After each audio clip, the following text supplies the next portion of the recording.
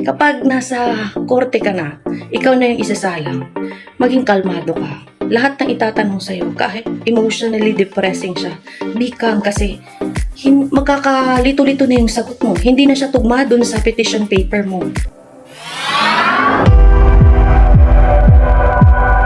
Hello everyone! Welcome to my channel!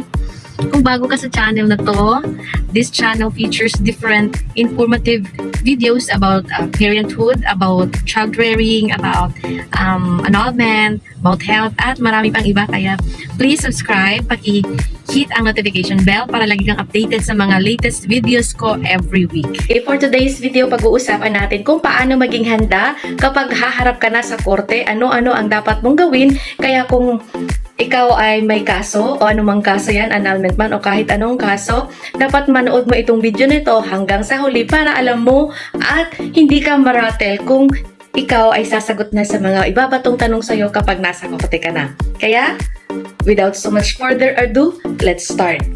Number 1, dapat una mong gawin is be on time. Kapag may hearing schedule ka, dapat on time ka. Kung ang schedule mo is 10 a.m., supposedly dapat before 10 a.m. nag-start ka na. Kasi ang kaso, usually kapag andyan na si judge, simula na yan, wala nang break time yan. Rigid na yan, sunod-sunod. Kapag wala ka pa dyan, next case, wala na namang mangyayari. Sa susunod na schedule ka na naman, matagal pa yun. Kaya dapat, be on time ka. Hindi yung tatakbo-takbo ka pa, naghahabol ka sa oras. Kaya dapat kung may schedule ka that day, cancel man yung iba mong mga pupuntahan or mag-leave ka na sa work mo, talagang, yan lang yung schedule mo. Kasi yung pag ako may hearing schedule, talagang, I see to it na maaga pa lang nandun ako. Nakaka-join pa nga ako yung nanunumpa sila. Bago magsimula kasi yung hearing that day, meron pa silang panunumpa na bago sila magsimula, meron pa yung prayer. Na mas mabuti na, andyan ka at least, relax ka na. Number 2 na dapat mong gawin is, you should have to wear a proper attire. Kapag napupunta ka kasi sa korte or kaya a-attend ka ng hearing, hindi pwede naka-sleeveless at or naka-sleepers. Meron kasi yung protocol na sinusunod ang korte. Parang kapag nagjo-duty ka sa trabaho mo, may designated na uniform. So kasi kung hindi ka naka-proper attire, it's waste of time. Mape-pressure ka pa saan ka hahanap ng proper attire, makakapasok ka. Kaya kapag pupunta ka doon, prepare ka din sa attire mo. No? Kapag haharap ka, para naman hindi mo na yung dagdag isipin ba? Alam mo, pressure ka na kasi haharap ka sa korte. Ikaw na yung gigisahin, ikaw na yung tatanungin. So, additional add-on pa yan sa pressure mo. Kaya, be prepared ka ahead of time. Kasi na kailangan mo talagang magbongga ng attire. No, be on formal attire. Huwag ka lang naka-sleeveless, huwag ka lang naka-sleepers. Okay lang naman mag-t-shirt, huwag lang naka-sleeveless talaga. Kasi hindi ka papapasukin, papagpalitin ka or papahanapin ka pa ng pang-cover dyan sa balikat mo. Number 3. Ang dapat mong gawin is visit the court a day before. Ang ginagawa ko kasi, kapag may schedule ako, halimbawa, Tuesday ang schedule ko, Monday pa lang pumupunta na ako sa korte. Ano gagawin ko? Double check your schedule. No? Kasi a day before, nagpapaskil na yan sila sa branch na kung saan ka. Example, branch 1. Annulment case, family cases, o usually branch 1. So, pinapaskil na yan sa labas kung ano yung hearing kinabukasan. Para alam mo kung ano yung pagkakasunod-sunod. Ito. Kahit mga 11 pa yung schedule mo, at least handa ka na talagang mayroon kang schedule. May time kasi na hindi ko ginawa yun. Noong una, hindi ko ginawa yun. Akala ko may schedule kami. Yung attorney ko rin, akala may schedule kami. Pero pagpunta na namin on the day dun sa korte, wala pala kaming schedule. Parang add-on pa siya sa pressure mo.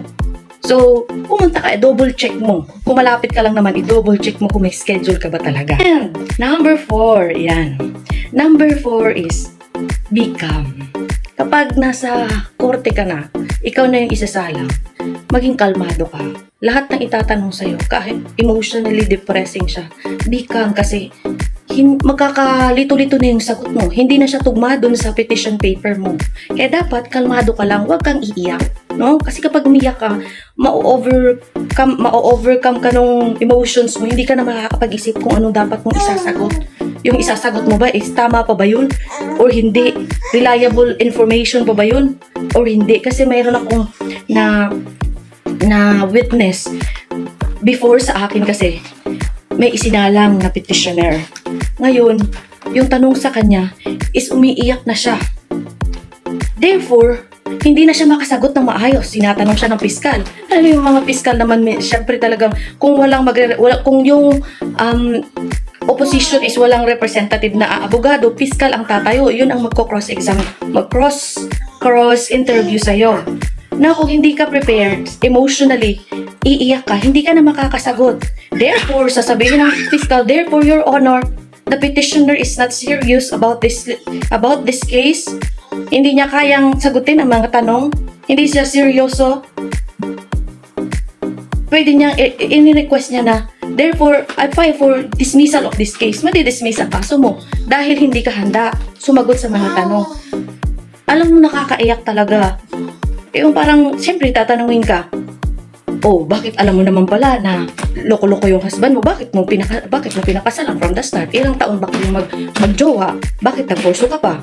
Yung mga ganong tanong, papaano mo sasagutin yan? Kaya maging handa ka. Number 5. Itong number 5 is, magkaroon ka ng support.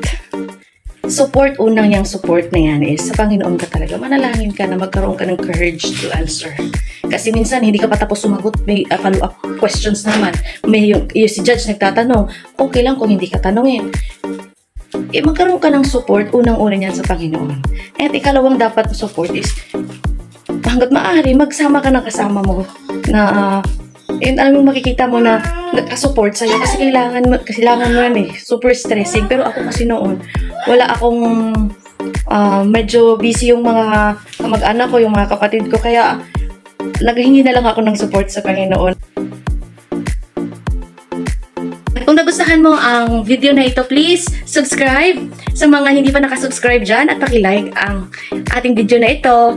Pakihit na rin ang notification bell para lagi kang updated sa mga sumusunod ko pang mga videos every week. If you have comment down below, sasagutin natin yan sa Q&A na video ko sa susunod natin na linggo. Maraming salamat. God bless. See you next week.